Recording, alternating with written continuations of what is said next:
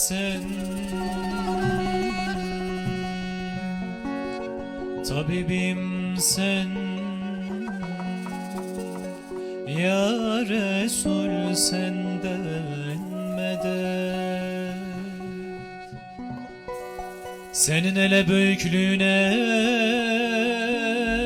şükredirem her zaman.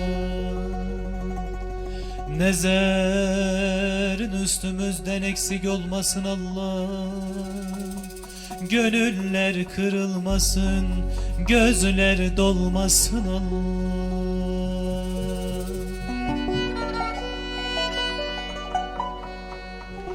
Abele başlayırem her cümlenin sözünü, senden öğrenmişem ben sabretmeyi dözümü. Mekke'ne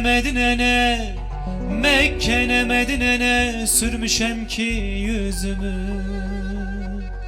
Açılan çiçeklerin vakti solmasın Allah. Bir de analarımız saçın yolmasın Allah.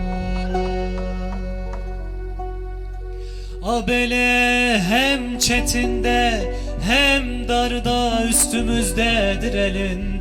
Her zaman çağırırım ya Muhammed Mustafa. Senin gül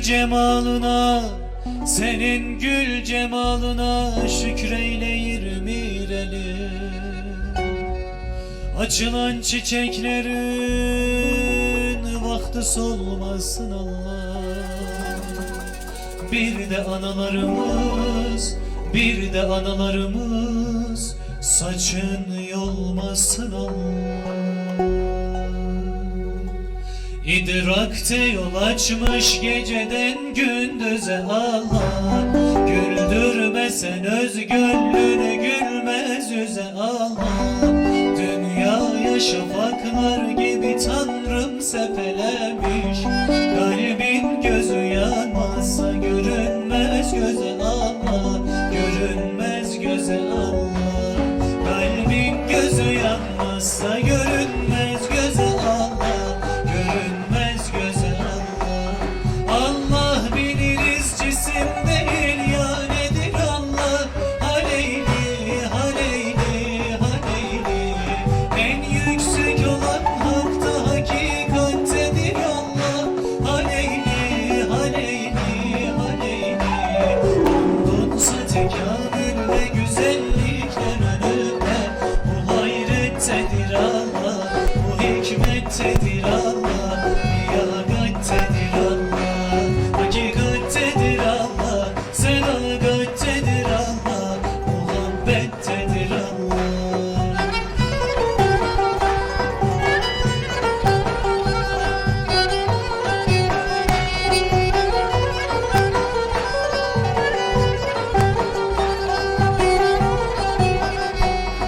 İnsan tepeden tırnağa sen arzu dileksin. Nefsinde doyumsuz fakat aşkında meleksin. Zulmün yüzüne hak denilen zilleri çeksen, zillette